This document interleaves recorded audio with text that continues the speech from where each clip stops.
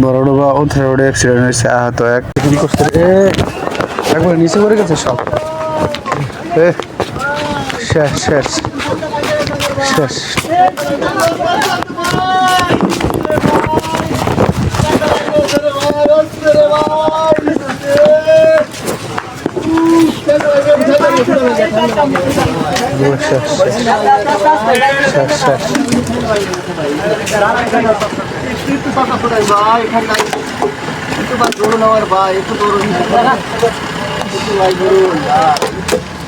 না তুই বাবু মুসার দিলি কে ভাই?